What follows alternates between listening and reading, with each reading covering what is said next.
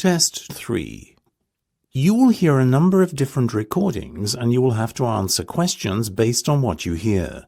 There will be time for you to read the instructions and questions, and you will have a chance to check your work. All the recordings will be played once only. The test is in 4 sections. At the end of the test, you will be given 10 minutes to transfer your answers to the answer sheet. Now turn to Section 1. Section 1.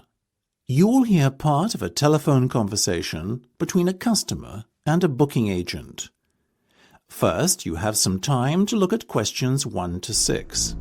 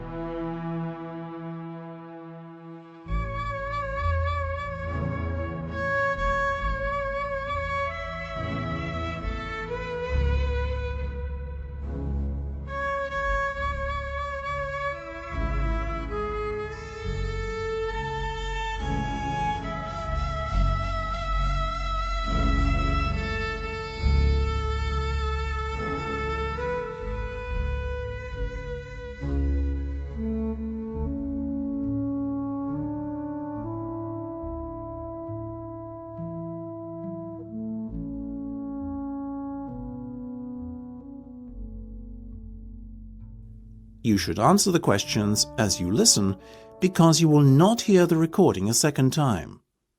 Listen carefully and answer questions 1 to 6. OK, well, based on the date you have set for your big day and the information you've told me about, how would you like it to be? I can tell you that I have 3 suitable venues. Would you like to hear what they are? Of course. Well, the first is the Royal, a restaurant located just off Burgundy Road, right in the centre of the city. Sounds nice. There's more. The Royal has its own private event room, which can be booked for the entire evening for only £4,000. And the icing on the cake, the price I've quoted you includes catering costs. Wow, that's good. And another perk of booking this restaurant is that it is located in very close proximity to a hotel, the Royal Hotel. Wedding guests who want to stay there overnight will get a special discount on bookings. Right. Well, that's certainly a factor to consider. Though now that I think about it, I've been to the Royal before, and I found the event room rather cramped, with just 100 people inside. My wedding will be attended by more than 200 guests, so perhaps we'll need a bigger venue. What else have you got? We also have Venue 1. That's the establishment adjacent to City Hall. You mentioned that you were looking for more space. Well, you can hire out both rooms in this venue for just under £4,500. That sounds reasonable. I think it is. Very reasonable. There is one slight issue you may have, though. The rooms are on separate floors. Essentially, you will be hiring out both floors of the restaurant for the evening, and your guests will unavoidably have to be separated into 2 groups. That's not ideal, is it? I guess not, but the venue can at least host 250 guests. Plus, did I mention that a wedding band can be provided free of charge? Really? Yes, the restaurant has a very good house band, which is always available for such occasions as part of the package. Before listening to the rest of the conversation, you have some time to look at questions 7 to 10.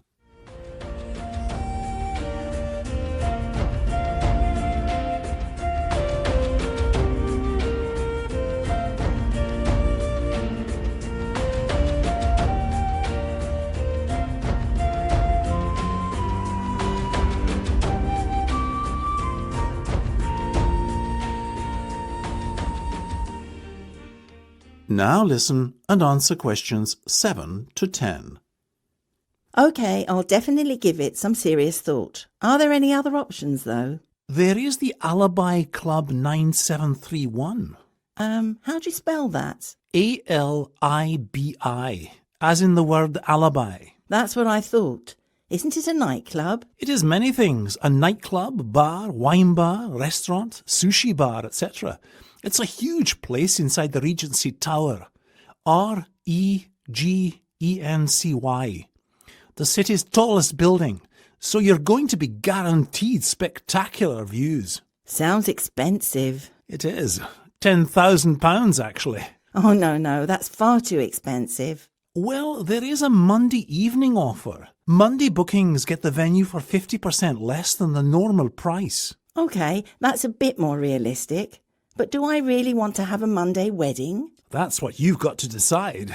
As part of the package, they'll also give you a complimentary cake for the occasion. Interesting. Well, look, I'll have a think. That's the end of section 1.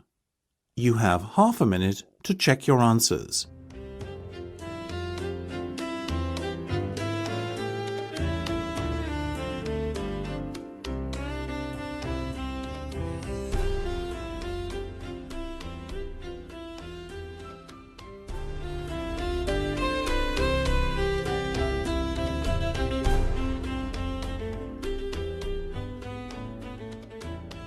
Now turn to section 2. Section 2. You will hear a town planning official talking to a businessman.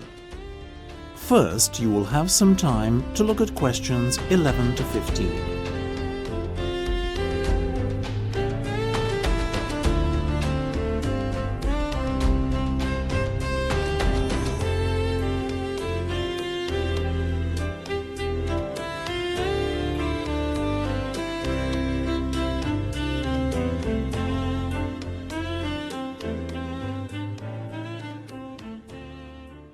Now listen carefully and answer questions 11 to 15. We've looked at your proposal, and while we are relatively happy with it and prepared to give you the go-ahead to get the project started, that is only on condition that you make some modifications to the original plans. First of all, having 2 car parks is all well and good, but you only have a ticket office in one of them. What happens if a customer encounters a problem in car park 2? Does he have to go all the way over to car park 1 to get help? That'll have to change. Another issue we have is the location of one shopping outlet in isolation on the opposite side of the road to the main complex. I'm referring to the designer boutique by the roundabout. It's highly dangerous to expect people to cross over the road there.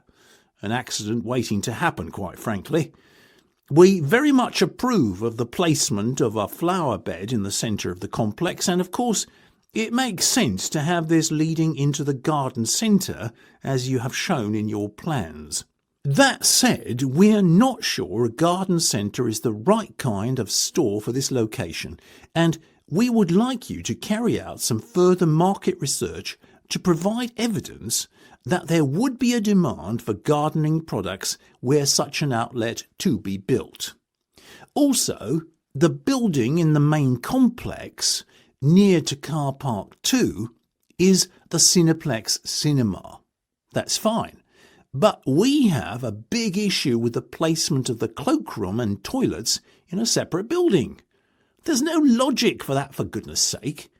What's more, the toilets are on the garden centre side of the building, which means they're even further away from the Cineplex.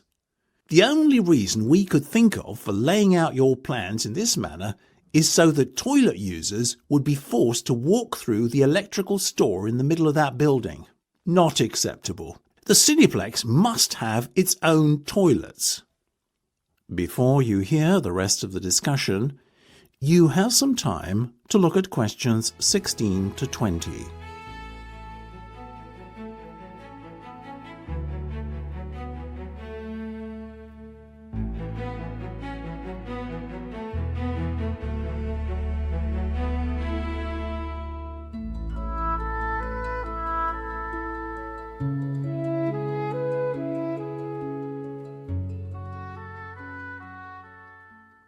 Now listen and answer questions 16 to 20. Other than that, we are fairly happy with your proposal and welcome the fact that your company is eager to invest in our town. We are willing to give the proposal conditional approval today. Conditional on the changes I have just outlined being made prior to the commencement of building work. At the next town planners meeting, please present your revised plans and the council will then grant the go-ahead for work to begin. As regards your application for grant aid, the council has rubber-stamped funding of £1.3 million, which is £0.3 million in excess of the amount you applied for. This is a gesture of goodwill on the part of the council to show you that we are very supportive of your bid to build the Knightsbridge complex here in Newsworth. Of course, the grant aid has some conditions attached to it. First of all, if your business does not remain in operation for 5 years, the grant should be repaid in full. If your business closes within 10 years, half the grant must be refunded. If your business shuts after the 10th and within the first 15 years of operation, you will be expected to return 1/4 of the grant aid. Secondly, you will be required to employ local people to work at the centre where at all possible. Of the 500 employees, 75% should come from within 5 miles of Newsworth, and the other 25% should be within a 25-mile radius of the town. Only under exceptional circumstances, and with the formal approval of the council, can you employ someone who does not fit the criteria I have just outlined. Now, that's the end of section 2. You have half a minute to check your answers.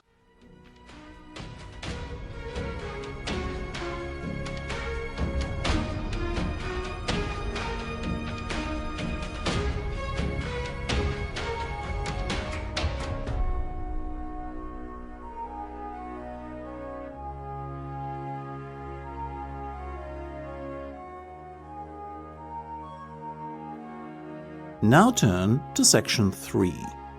Section 3. You will hear a discussion between two students of international business. First, you have some time to look at questions 21 to 25.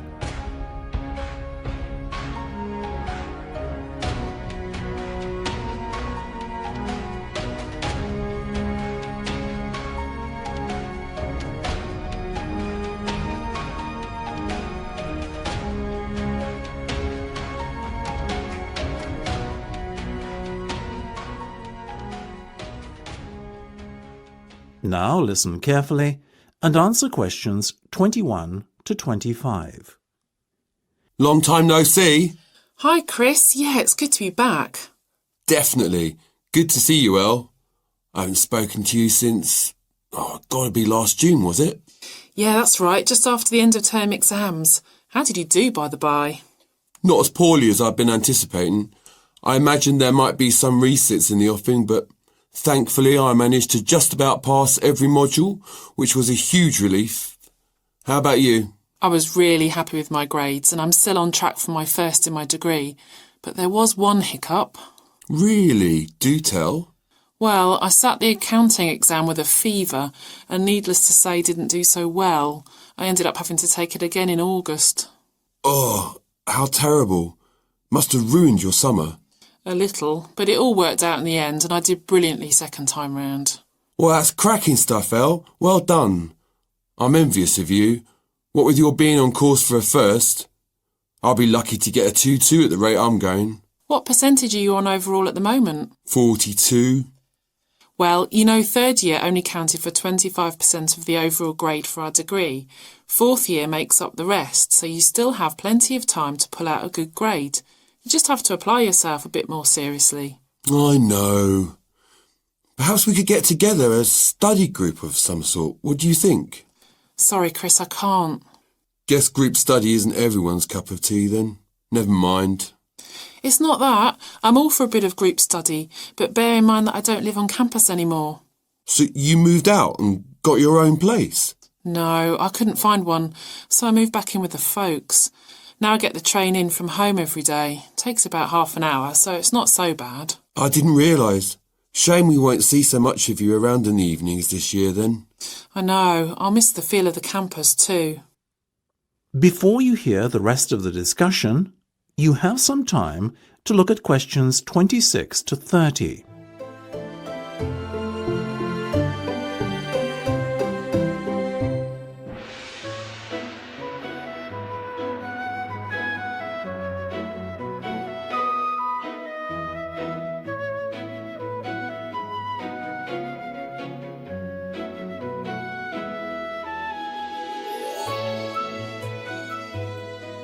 Now listen and answer questions 26 to 30.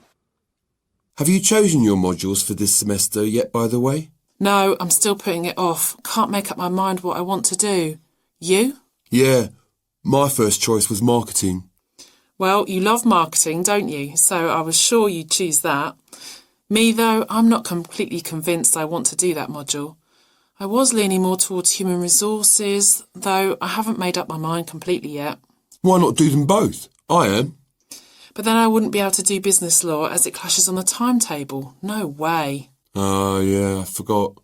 You love all that legal stuff, don't you? Are you doing organisational behaviour? No. You?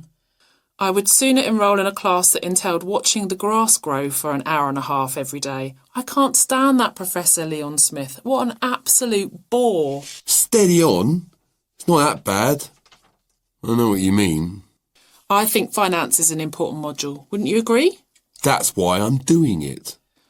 We'll see you there then. We can sit together. Great. Sounds like a plan. Now, how about...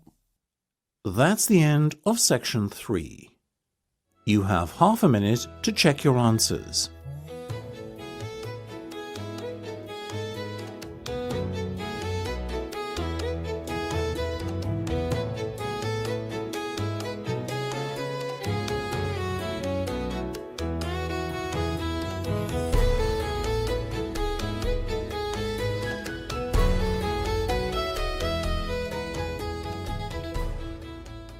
Now turn to Section 4.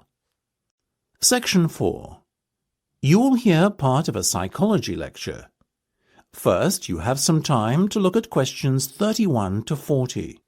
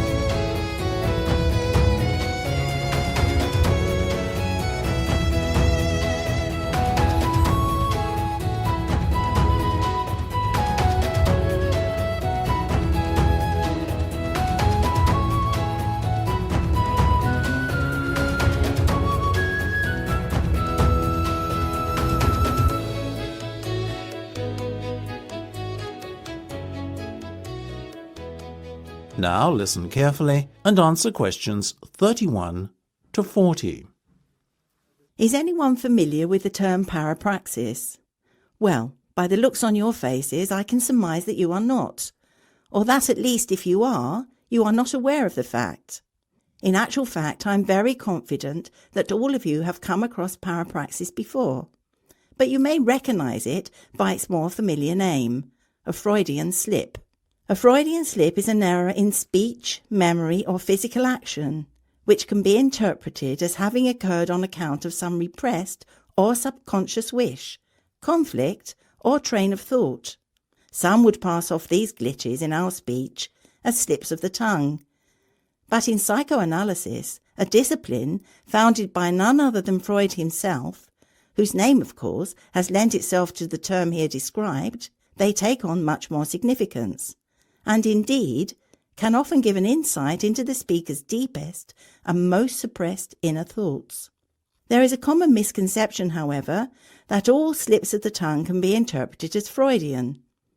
In actual fact, for a Freudian slip to have occurred, the speaker must not consciously be aware that they were thinking or feeling the things that the slip revealed.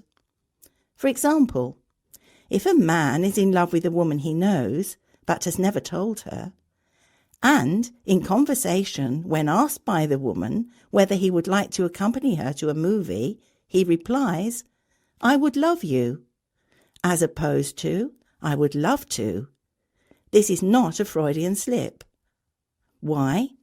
Because the man is consciously aware of his feelings for the woman. They are secret from her, but not from him. For a slip to be truly Freudian, the feelings must be secret from the speaker, as well as the person being spoken to. In other words, the speaker must not consciously be aware of how he feels. Freud believed passionately in the notion that nothing happened by chance, and that the numerous little slips of one sort or another that people make in their speech could be interpreted to reveal something useful in psychoanalytical terms about the speaker. He was convinced, in the particular case of Freudian slips, that they revealed the presence of restrained or repressed intentions. Freud held a similar view of dreams, and indeed is probably most famous for his work on dream analysis. However, the Freudian viewpoint is not without its skeptics. Many cognitive psychologists argue that slips of the tongue can be explained away for a much more simple reason. They are linguistic slips which result on account of poor attention to detail, insufficient knowledge, incomplete sense data, and so on. Another explanation they give for such slips is the influence of locally appropriate response patterns that are strongly primed on account of recent activation or prior usage. That is, we sometimes use the wrong words because they are close to the forefront of our thoughts, having already been used very recently, or having been used in a similar but slightly different context before.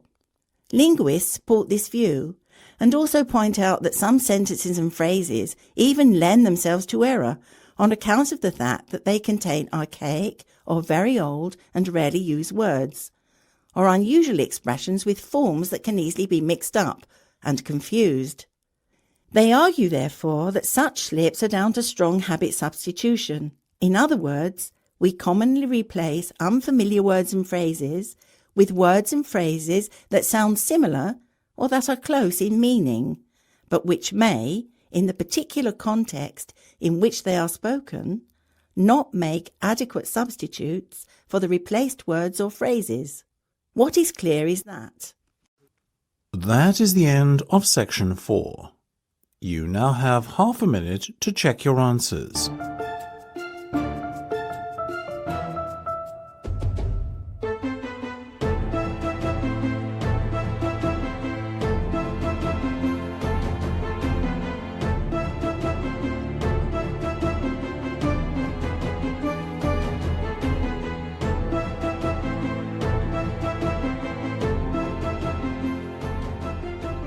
That is the end of the listening test.